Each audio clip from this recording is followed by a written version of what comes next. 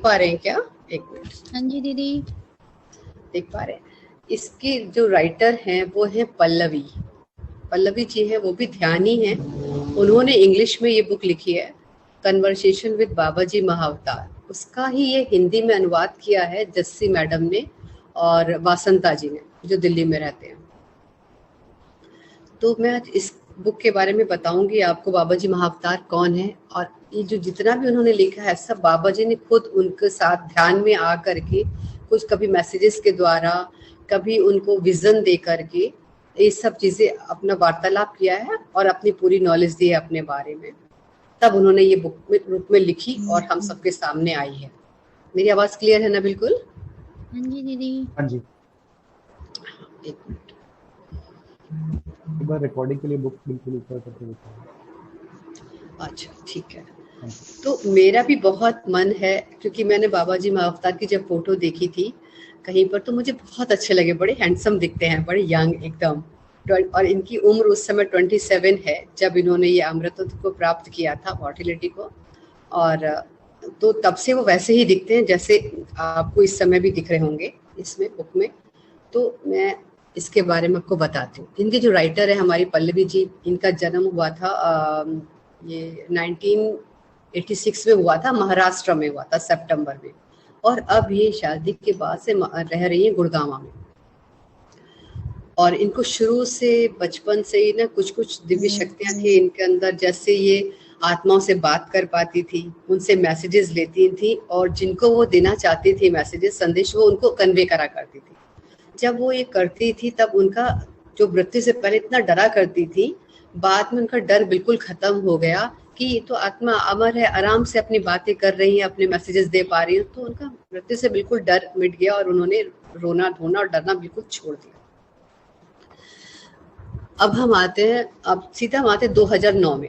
2009 में हमारे जो पत्री सर हैं वो करीब 200 लोगों को लेकर जा रहे थे बाबा जी महाकेव ध्यान कराने के लिए, केव में बैठकर, जो कि रानी खेत से करीब 60 किलोमीटर दूर है बाबा जी की केव। वहाँ केव तक पहुँचने के लिए करीब 1.5 किलोमीटर का ऐसा रास्ता है जो थोड़ा पहाड़ी सा है। तो कह रही जब मैं जा रही थी पहाड़ी में तो बहुत जोश में थी, क्योंकि मैंने उनका नाम सुना था। अब उनको लग रहा था कि मुझे अब बाबा जी अवतार मिल जाएंगे और मैं उन्हें देख पाऊंगी। तो खुशी खुशी में बहुत आराम से जा रही थी आगे आगे। जब वो थोड़ा सा थकी एक जगह तो बैठ के पानी पीने लगी। मेरी आवाज क्लियर है ना? हाँ जी बिल्कुल क्लियर। तो जब वो पानी पी रही थी तो उन्होंने देखा कि दूर से कोई एक स्त्री काफी लंबी सी है, साड़ी पहनी हुई है, सुंदर सी है, उनकी तरफ आ रही है। सुनसान था, आसपास कोई भी नहीं था, सब लोग काफी पीछे थे। और वो स्त्री पास में आई, उनकी आंखों में जैसे देखा उसने, जैसे कह रही हो कि मुझे पहचाना। और इन्होंने भी कुछ क्षण देखा, उसके बाद वो इससे साइड से निकल गई। इन्होंने फिर पीछे मुड़ के देखा वो स्त्री ने भी इनको पलट के देखा और स्माइल दी। फिर इन्होंने देखा कि वो स्त्री अदृश्य हो गई। तब इन्हें लगा कहीं ये बाबा जी तो नहीं थे। अच्छा, अगर ये बाबा जी हैं तो यानी इनमें ये शक्तियां भी होती है कि ये रूप बदल सकते हैं। तो इन्हें पहली बार ये पता चला। अब ये बाबा जी की केव जब पहुंचे तो वहां उन्हें एक मैसेज मिला कि इन्होंने पहले देखा कि बाबा जी महाअवतार, ध्यान में देखा कि लोगों को ब्लेसिंग्स दे रहे हैं, कुछ लोग उनके अंडर में ध्यान कर रहे हैं। बस ये आ गई। अब इसके बाद 2017 में बाबा जी ने इनको एक मैसेज दिया कि मैं 2018 में तुम्हारे पास आऊंगा और अपने बारे में तुम्हें बताऊंगा, और तुम्हें क्या करना है, उन सब को लिखना है जो मैं नॉलेज दूंगा, तुम इसे एक बुक के रूप में प्रकाशित करना, ताकि और लोगों तक भी नॉलेज पहुंच सके। जो लोग ज्ञान लेना चाहते होंगे उनको हेल्प होगी, और एक एनिमेशन मूवी भी बना देना उसके ऊपर। तो इन्होंने ठीक है, बहुत खुश हो गई कि अच्छा मुझे इतना अच्छा अवसर मिल रहा है, तो बाबा जी मेरे पास आएंगे। उनको लगा कि शायद शारीरिक रूप में आकर के बैठेंगे हमारे पास और हम बहुत अच्छा लगेगा। खैर ये वेट करने लगी। 2001 साल बाद करीब 2018 में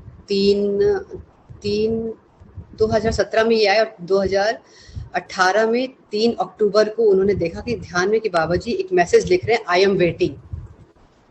बस वो उन्होंने उतना देखा। उसके बाद 5 अक्टूबर को जब वो बैठी ध्यान कर रही थी, अब बाबा जी उनके ध्यान में आए तो इन्होंने पूछा, उनको देखते ही पहले उनको प्रणाम किया, अपने घुटनों के बल खड़े होकर के और ध्यान में सब कुछ कर रही हैं। उसके बाद उन्होंने बोला कि आपने इतना इंतजार, आपने क्यों लिखा कि मैं वेट कर रहा हूँ, आप तो कभी भी आ सकते थे, कभी भी अपनी बात कह सकते हैं। तो उन्होंने कहा एक हर चीज का दिव्य टाइम आता है, मैं उसका वेट कर रहा था। तो उनसे इतनी बात हुई और उसके बाद तो उस दिन तो वो चले गए। और फिर उसके बाद जब दोबारा ध्यान में आए तो उन्होंने कहा कि जब ध्यान में, तो उन्होंने बोला कि मैं जब आपके बारे में लिखने बैठती हूँ तो मुझे लगता है ये आवाज मतलब किसी ऐसे स्रोत से आ रही है, ये ना आप नहीं बोल रहे, कहीं और से मैं सुन पा रही हूँ, कहीं कहीं से आ रही है आवाज। कहती है हाँ वो स्रोत मैं ही हूँ, मैं ही ब्रह्मांड हूँ, मैं ही वो स्रोत हूँ। और हम ऊपर की जगत में हमारी आत्माएं तो सब एक है, इस जगत में शारीरिक रूप से हम अलग है, हमारा पर्सनालिटी अलग है, लेकिन हमारी आत्माएं एक होने के कारण ऐसा लग रहा है कि हम एक ही हैं। अच्छा, अब वो पूछती हैं कि आप मुझे अपने बारे में बताइए कि आप कौन हैं और क्या आप शिव हैं। तो फिर वो पूछती है क्या मैं शिव सही शब्द समझ पा रही हूँ, क्योंकि जब ध्यान में कुछ मैसेज कोई देता है ना तो कोई बोलता नहीं है, बस ऐसे लगता है उधर से कुछ बोला गया और मैंने सुन लिया और जो मैंने जवाब दिया उन्होंने सुन लिया, ऐसा लगता है। तो क्या मैं कुछ आप शिव जैसा बोल रहे हैं, क्या सही समझ पा रहा हूँ? कहते हाँ, मैं शिव की चेतना हूँ, शिव मेरे हायर सेल्फ हैं। और अपना बताते हैं कि मेरा जन्म 24 मार्च को हुआ था और 203 में ईस्वी में हुआ था। अपने बारे में बताते हैं। अब अच्छा, वो कहते हैं कि मैं कैसे विश्वास करूं, मुझे थोड़े डाउट आ रहे हैं। तो बाबा कहते हैं कि हाँ, क्योंकि जब हमारा भौतिक मन काम करता है ना तो डॉट आएंगे ही आएंगे, डाउट्स आएंगे ही आएंगे। तो हमें अपने आत्मिक मन को सामने लाना होगा, फिर तुम्हारे डाउट्स सारे क्लियर हो जाएंगे। तुम अपने डाउट्स को सारे एक साइड में रख दो थोड़ी देर के लिए और मुझ पर विश्वास कर। अच्छा, अब वो कहते हैं कि अच्छा आप अपने कुछ बचपन के बारे में बताइए। तो वो अपने अनुभव बताने लगते कि जब मैं 9 वर्ष का था, मेरे 6-7 दोस्त थे, हम लोग किसी जंगल में खेल रहे थे। वहां पर एक कुआं था और कुएं के पास एक पेड़ था, बरगद का पेड़ था। उस बरगद के पेड़ पर एक रस्सी भी लटकी हुई थी। जब हम सारे मित्र खेल रहे थे तो जब जो थक गया तो आकर के हम ऐसे कुएं के मुंडेर पे बैठ गए। तो मेरा एक फ्रेंड था दारा, वो उसमें गिर गया। जब वो गिर गया तो वो चिल्लाने लगा सहायता के लिए और मैंने भी 1 मिनट सोचा ये क्या हुआ, और मैंने जल्दी से अपने दोस्तों को बोला जो बरगद पर एक रस्सी लटकी हुई है उसको उतार के लाओ। और कहता मैं अपने कुएं में कूद गया, उस कुएं में कूद गया और मैंने जाके उसको बोला जो डूब रहा था, बहुत घबरा रहा था। मैंने उसको रस्सी पकड़ाई, बोला तुम इसको तब तक पकड़े रखना जब तक तुम ऊपर नहीं पहुंच जाओगे और तुम बच जाओगे। मैंने उसको तो कह दिया और वो शायद बाहर खींच लिया गया, वो निकल गया, लेकिन मैं अंदर, इतना ठंडा पानी था, मुझे तैरना भी नहीं आता था और मेरा सांस लेना मुझे बहुत मुश्किल हो रहा था, मेरे आंखों के आगे अंधेरा आ रहा था। मैं बहुत डर गया। एक्चुअली मैं डर तो अपने मौत से रहा था कि मृत्यु को सामने देख के मैं डर गया। फिर मैंने अपने मन को, अपने शरीर को ये कमांड दी, मोटिवेट करा कि नहीं, जब तुम उसको बचा सकते हो तो खुद को भी बचा सकते हो। और मैंने शरीर को मोटिवेशन देना शुरू करा कि तुम्हें कुछ नहीं होगा, तुम ठंडे पानी में तैर भी सकते हो और ठंडे पानी के नीचे सांस भी ले सकते हो। जब मैंने ऐसा कहा तो मुझे लगा मेरे शरीर में कुछ हरकत हुई है, वो थोड़ा चैतन्य हो रहा है। और तभी मैंने देखा कि एक कहीं छोटा सा डॉट, लाइट का डॉट दिखा और मैं उसकी तरफ बढ़ गया। और जब मैं वहां बढ़ा, मैंने उस लाइट को छुआ तो लाइट बहुत बड़ी हो गई और इसके अंदर मैं प्रवेश कर गया। जब मैं उसके अंदर प्रवेश करा तो अब मुझे धीरे धीरे रिलीफ मिलने लगा। मैं अब देख रहा था कि मैं पानी के नीचे हूँ और मैं आराम से तैर भी पा रहा हूँ और सांस भी ले पा रहा हूँ। और इतने में थोड़ी देर बाद जब मैंने देखा कि जब मैं बाहर निकला हूँ, मेरे दोस्त मुझे पुकार रहे कि बाहर आओ, और मैं बाहर रस्सी के थ्रू बाहर आ गया हूँ, उन्होंने दोबारा डाल दी थी, तब मुझे बहुत रिलीफ मिला।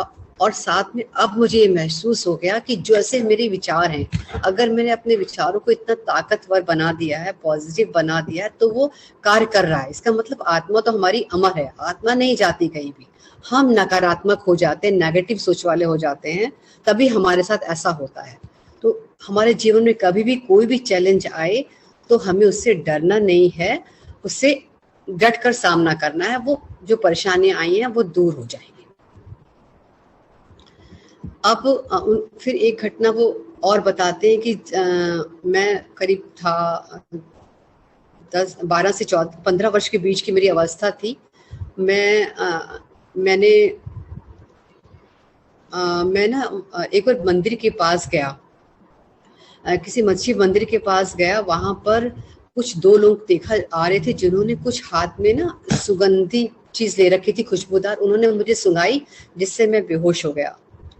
और बेहोश हो गया तो वो लोग मुझे किसी जगह, ऐसी जगह ले जाकर कमरे में बंद कर दिया कि जब मुझे होश आया तो मैंने देखा कि छोटा सा कमरा है और मैं भूख से भी बहुत परेशान हो रहा था। मैं बहुत रो रहा था अपने आप को बचाने के लिए, लेकिन मैं बाहर नहीं आ सकता था।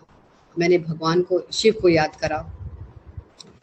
और फिर मैं क्या देखता हूँ कि मैं 1 या 2 दिन बाद कुछ लोग आए, 2 लोग आते हैं और वो मुझे कमरे से छुड़ा के ले जाते हैं और जाकर एक बेच देते हैं। ये वही लोग थे जो मुझे पकड़ के लाए थे, और किसी ऐसे बंगाली दंपति को बेच देते हैं जिनकी संतान नहीं है। वो मुझे खरीद लेते हैं। मैं उनकी भाषा नहीं समझ पा रहा हूँ।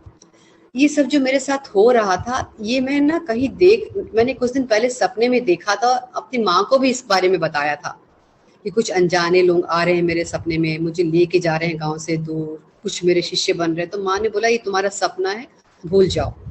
और उन्होंने ध्यान नहीं दिया। पर ये सब घटना मेरे साथ घटी। जब उन्होंने मुझे बेच दिया, वो दंपति कह रहे हैं वो बहुत अच्छा था, उन्होंने मुझे बहुत अच्छे से रखा, अच्छे से खाने पीने को दिया, मुझे पढ़ाया लिखाया, और मैं भी बहुत तन मन से उनकी सेवा करने लगा, जिससे वो बहुत खुश हुआ। और कुछ समय बाद मेरे पिता ने मुझे बुलाया, जिन्होंने मुझे खरीदा था। उन्होंने स्वीकार करा कि हाँ, मैंने तुम्हें खरीदा था, तुम्हें अच्छी शिक्षा देने के लिए, ताकि तुम अच्छा जीवन कर सको अपना। पर मैं देख रहा हूँ कि तुम आम बच्चे नहीं हो, कोई साधारण बच्चे नहीं हो, तुम कुछ अलग ही हो। तो मैं तुम्हें अब मुक्त करता हूँ, तुम जहाँ चाहो जा सकते हो। उसने देखा उसकी माँ भी वहीं खड़ी थी, उसकी आंखों में आंसू थे, और वो भी जैसे कह रही थी हाँ बेटा, तुम्हें जहाँ जाना है तुम जाओ, खुश रहो। कहते ये सुन के बाबा जी कहने लगे मैं बहुत खुश हो गया। और मैंने देखा है कि एक ना योगियों का ग्रुप वहां से जा रहा था समूह में, तो मैं उन्हीं के साथ शामिल हो गया, उनके साथ ही चला गया।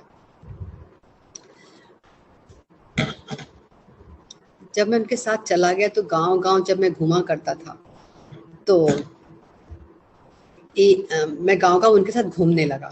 इतना बताया। उसके बाद अब वो जो पल्लवी जी कहती हैं कि एक बार शाम को मैं अपने हस्बैंड के साथ बैठ के शाम को चाय पी रही थी। मेरे हस्बैंड ने मुझसे पूछा कि तुम अपनी डेफिनेशन दो, तुम कौन हो?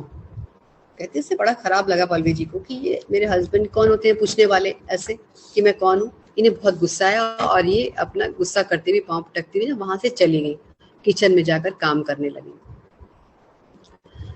तो तभी इनको एक जैसे लगा किसी ने कान में मैसेज दिया हो। बाबा जी ने कहा जाओ अपने कमरे में जाकर 12 घंटे के लिए बंद हो जाओ। ये अपने कमरे में आ जाती हैं और अपना लिखने लगते हैं। लिखते लिखते इन्हें एहसास हुआ कि बाबा जी इन्हें कह रहे हैं कि जो तुम्हारे पति ने बोला है कि तुम अपने आप को परिभाषित करो, वो उन्होंने नहीं बोला, उनके माध्यम से मैंने बोला है। अब ये सीन खत्म हो जाता है। तो तब इन दोनों पल्लवी और बाबा जी थोड़ा हंसने लगते हैं, माहौल थोड़ा हल्का हो जाता है। अब वो बता रहे हैं अपनी आगे की यात्रा कि जब मैं उन योगियों के साथ मिल गया तो मैंने अपने जीवन के उद्देश्य को पाया। मैं गीता और उपनिषद और जितने हमारे वेद हैं उन सबको पढ़ने लगा, जिससे मेरा बहुत ज्ञान बढ़ गया। कह रहे एक बार उन योगियों में एक थे, हरिदास जी थे, उन्होंने मुझे नहीं, उनका नाम था कुछ विजय करके नाम था उनका। उन्होंने बोला कि ज्ञान चर्चा है, तुम भी पार्टिसिपेट करो। कह रहे मैं भी पार्टिसिपेट करने पहुंच गया, क्योंकि मैंने बहुत ज्ञान ले लिया था, मुझे लगा। और जब जैसे मैं वहां पहुंचा, उन्होंने मुझे बोला पहले अपने आप को परिभाषित करो।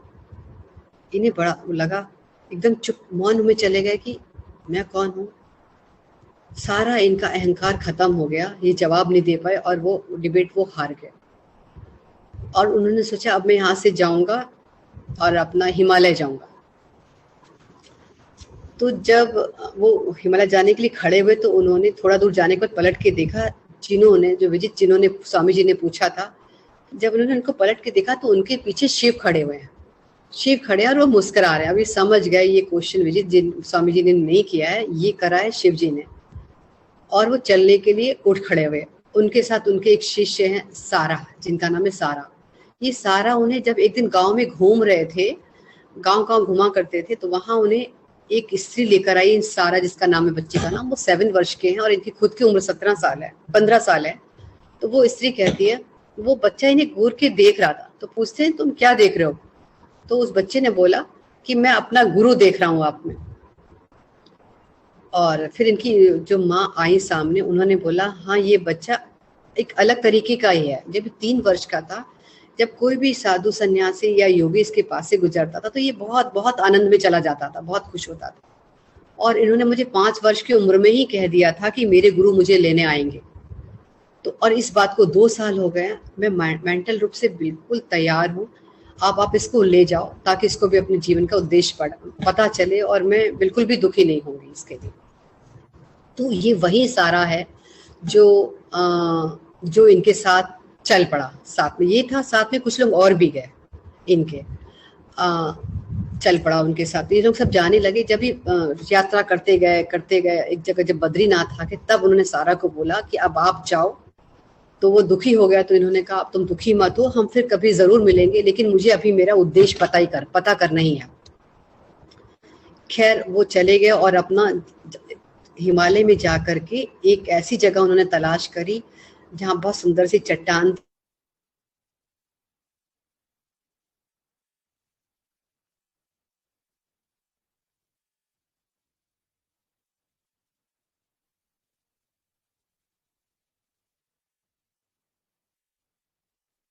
बत्तियों से बचाया।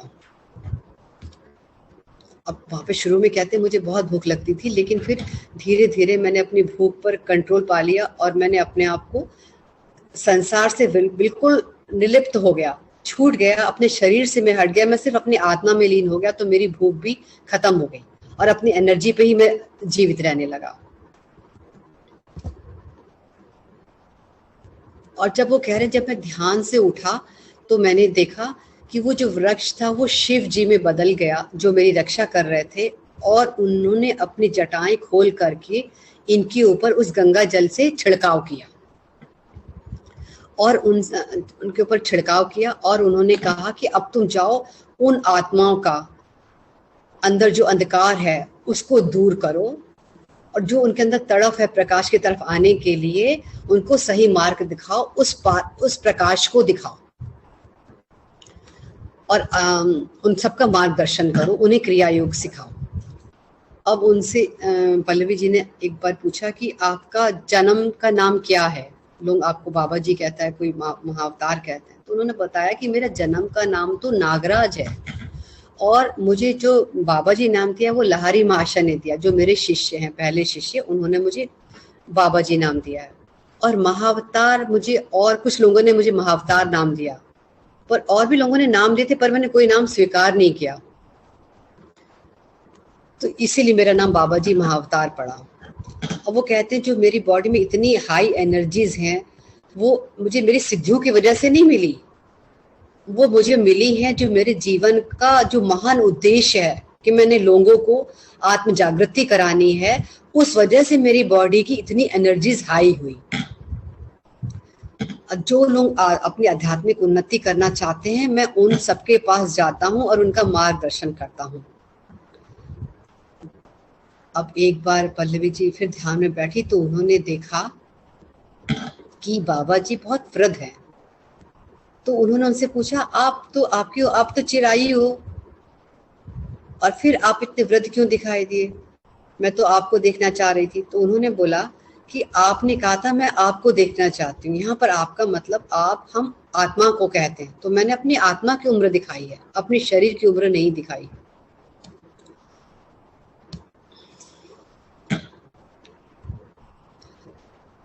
क्योंकि आध्यात्मिक यात्रा में जब भी हम आध्यात्मिक यात्रा की बातें करते हैं तब हम अपनी आत्मा की बातें करते हैं, शरीर की नहीं बातें करते हैं।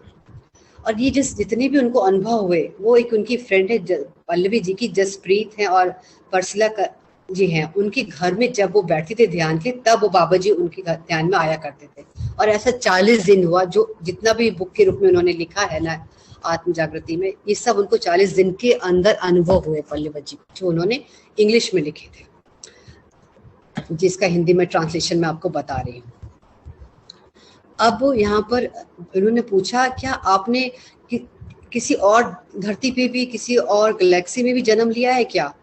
तो बाबा जी कहते हैं हाँ, मैंने सीरियन लोक में, जो हम शायद 7th डायमेंशन है, मैं वहां पर भी हूँ। हम लोग वहां पर जितने वो लोग सब सीरियंस कहलाते हैं, मैंने वहां पर भी जन्म लिया, और वहां पर मैं सिफोन के नाम से मैंने जन्म लिया। जो सिफिन लोग हैं, उन्होंने लोग भी, अब जो पिरामिड की हम यहाँ पर बात करते हैं, उस पिरामिड को धरती पे वही लोग लेकर के आए हैं। क्योंकि उन्होंने ये प्रश्न पल्लवी जी ने इसलिए पूछा कि उन्होंने एक बार ध्यान में देखा कि जैसे बाबा जी की शक्ल है, सेम एक शक्ल और है। बाबा जी ने उसके कंधे के ऊपर हाथ रखा है। तब उन्होंने ये प्रश्न किया था, क्या कहीं आप और भी आपने जन्म लिया है? तब इन्होंने उनके प्रश्न का ये जवाब दिया। और अब बता रहे कि जब मैं ध्यान करने बैठा था और जब मैं शून्य स्थिति में चला गया, ट्रांस में चला गया, तो मैं अपने शरीर को भूल गया। मैं बिल्कुल अपने शरीर को भूल चुका हूँ। मैं अपनी आत्मा के साथ ही यात्रा करता रहता हूँ।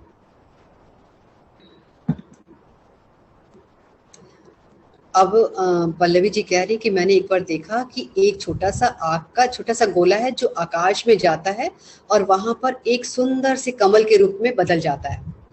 और जब वो कमल का फूल नीचे आकर खुलता है तो उसमें से महात्मा बुद्ध उतरते हैं, जिन्हें देख करके बाबा जी जो ध्यान में बैठे हुए थे, बाबा जी महाअवतार, वो उठकर आते हैं, उन्हें प्रणाम करते हैं।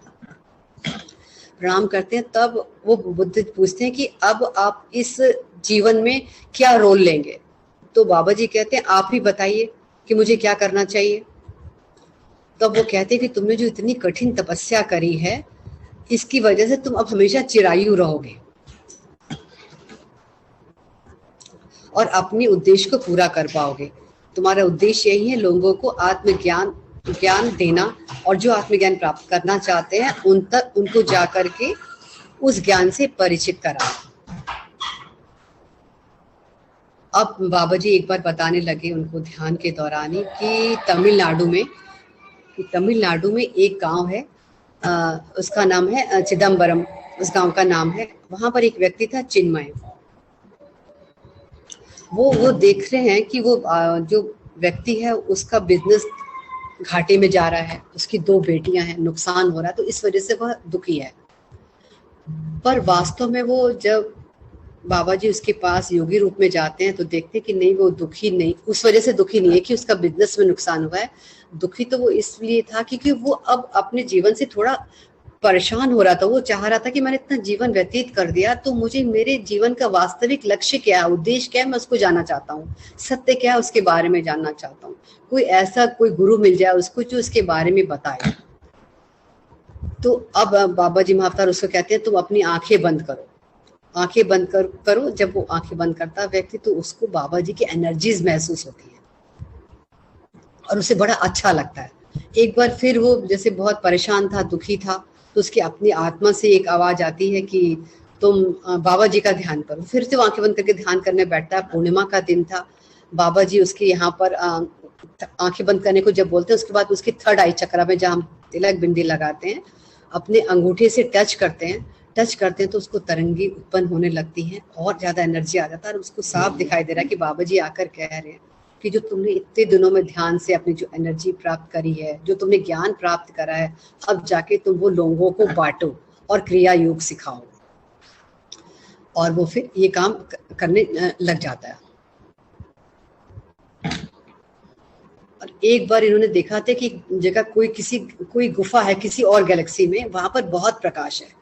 और तब वहां बाबा जी ने उनको बताया कि मैंने इस गुफा में 5000 लोगों को अपनी उपस्थिति में, प्रेजेंस में, उनको आत्मज्ञान प्राप्त कराया है। ये उनको बता रहे हैं वो उनको। और वो अब आगे बताते हैं कि जैसे कि ज्योत को जलाने से हमें थोड़ा सा ही प्रकाश मिलता है, लेकिन जब हम अपनी आत्मा को जान जाते हैं तो हमें कितना कितना अद्भुत ज्ञान मिलता है, कितना अद्भुत प्रकाश फैल जाता है हमारे पास। इसलिए हमें इन छोटी ज्योत को छोड़ करके अपने अंदर की ज्योत को प्रकाश जलाना चाहिए, ताकि हम ज्यादा प्रकाश ले सके, ज्यादा ज्ञान ले सके और अपने आप को जान सके।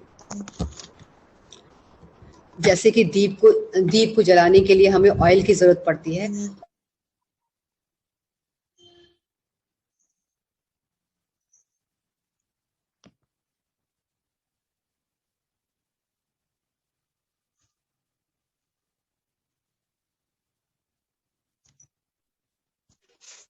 ऑडियो प्रॉब्लम, कुछ प्रॉब्लम आ रही है? यस, बहुत ज्यादा छूट गया क्या? थोड़ा सा छूटा है, थोड़ा सा छूटा। अच्छा, हाँ, मैं फिर ज्योति से बता देती हूँ मैं, कि वो कहते हैं कि जब विश्वास के बारे में, यहाँ से छूटा है ना, उससे पहले ज्योत से छूटा है। ठीक है, यही से। हाँ, तो वो कह रहे हैं कि आप मुझे विश्वास के बारे में बताइए कि विश्वास क्या है। कहते हैं विश्वास तो धरती के लोगों, जो मानव है, अपने ऊपर से बिल्कुल भूल चुके हैं।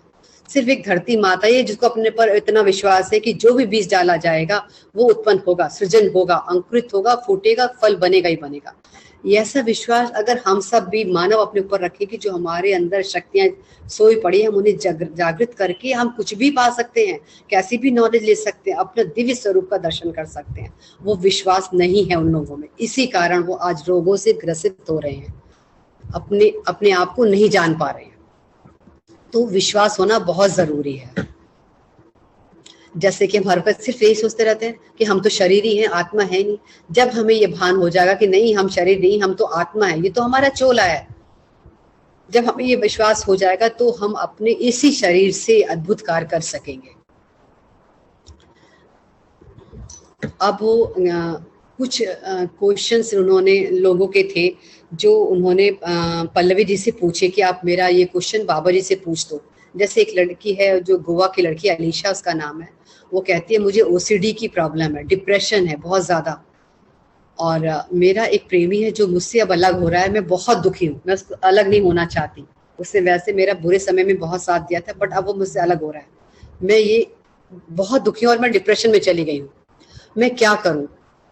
तो बाबा जी कहते हैं पहली बात तो ये कि जब तुम्हें विश्वास होना चाहिए कि जो होता है अच्छे के लिए होता है, तो और ये जो पुरानी ऊर्जा है वो छोड़ के जा रहा है तो जाने दो। वो तो कोई अनुभव तुम्हें सिखाने आया था डिटैचमेंट का, तो तुम उससे वो अनुभव ले लो कि उसने तुम्हें एक लेसन सिखा दिया, उसको धन्यवाद दो, उसको जाने दो, और अब तुम नई ऊर्जा के लिए तैयार रहो। तुम्हारी जिंदगी में फिर खुशियां आ जाएंगी।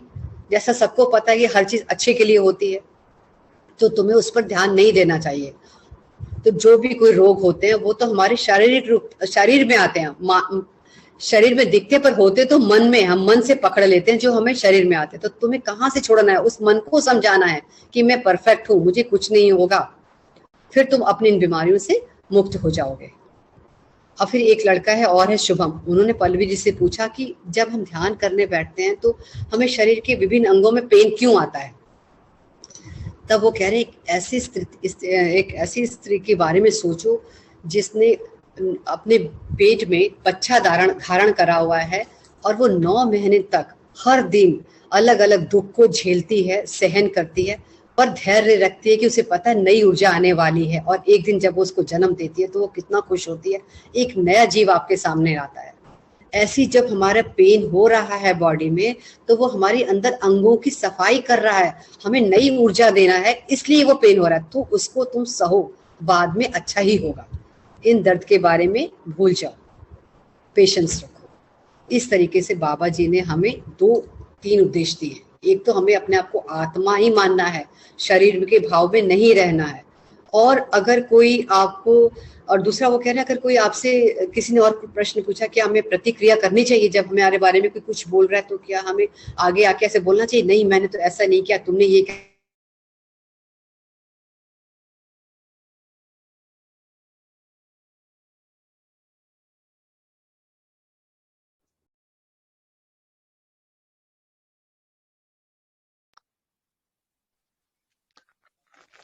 कॉल फिर से ड्रॉप हो गई है। हेलो, हाँ दीदी, आवाज आ रही है। को शरीर नहीं मानना, आत्मा आत्मा में रहना है कि हाँ मैं ही आत्मा हूँ, मुझ में भी शक्तियां हैं, मुझे उन्हें जागृत करना है, अपने पे विश्वास रखना है और हमेशा उन शक्तियों को पहचानना। जैसे कि वो भी जब डूब रहे थे तो उन्होंने अपने आप को मोटिवेट किया, नहीं जब मैं उससे बचा सकता हूँ तो मैं खुद भी बच सकता हूँ, जिसके कारण वो उस भय से बाहर आए और वो जान पाए कि हमारा शरीर तो अमृत को ही प्राप्त करेगा। जब वो जवाब नहीं दे पाए तभी उन्होंने ठान लिया था कि आप कौन है। जब उनसे पूछा गया, विजय स्वामी जी ने पूछा कि आप कौन है, जब उन्होंने जवाब नहीं दिया था तभी उन्होंने ठान लिया था कि आज मेरी 27 साल मेरी उम्र है, तो अब मैं इसी अवस्था में रहूंगा और चिर यौवन प्राप्त करूंगा। इसीलिए वो आज तक युवा है। तो ये उनका कमिटमेंट है। अब उनकी उम्र इस समय करीब 2000 साल से थोड़ी ज्यादा ही है और अभी भी उसी, जब भी लोगों को दिखाई दिए हैं तो अपने उसी उसमें दिखाई दिए। मैंने खुद पिछले साल ध्यान के दौरान उन्हें उसी स्टेज में, उसी उम्र में देखा जो अभी भी 30 साल के युवा दिखते हैं, लंबे लंबे बाल उनके बहुत सुंदर हैं वो। और मैंने जब ध्यान में एक दिन बैठी थी तो मैंने उनको अपने अंदर बैठी हुई, मैंने अपने अंदर नहीं, अब उनके फेस को अपने फेस पे आते हुए देखा, जो मेरा फेस हटके उनका फेस ले चुका था। तब से मुझे और हो गया था कि मुझे उनके बारे में, बाबा जी महाअवतार के बारे में जानना है, जो शिव की चेतना है। Thank you friends. तो ये है महाअवतार बाबा जी के संग वार्तालाप। मैंने अपनी तरफ से सारे पॉइंट्स को कवर किया है, फिर भी मैं चाहूंगी जो पॉइंट्स छूटे हैं या आप और ज्यादा जानना चाहते हैं, इसे पढ़ने का मेरा अपना एक भाव था। मैंने अपने पॉइंट ऑफ व्यू से पढ़ा, आप पढ़ेंगे तो शायद इसमें से आपको अपने अनुसार कुछ रस मिलेगा, तो आप भी इस बुक को पढ़ें। Thank you my dear friends. और कोई रिलेटेड से क्वेश्चन पूछना होगा तो वो हम बाद में रख लेंगे, पहले चलेंगे अब हम ध्यान की तरफ। Thank you dear. बुक का लिंक Amazon की बुक का लिंक, Amazon का लिंक डाल दिया चैट में, जिसको ऑर्डर करना है। जी, कोई भी चाहे तो उनको मंगा सकते हैं इस बुक को। सुकृत जी बता रहे जिन्होंने, उन्होंने लिंक डाल दिया है। Amazon पर उपलब्ध है बुक, हिंदी में भी और इंग्लिश में भी। थैंक यू डियर रश्मि। तो अब हम चलते हैं अपनी ध्यान की यात्रा की तरफ। एक अद्भुत ध्यान होगा, अनुपस्थिति में बाबा जी की करेंगे हम ध्यान। तो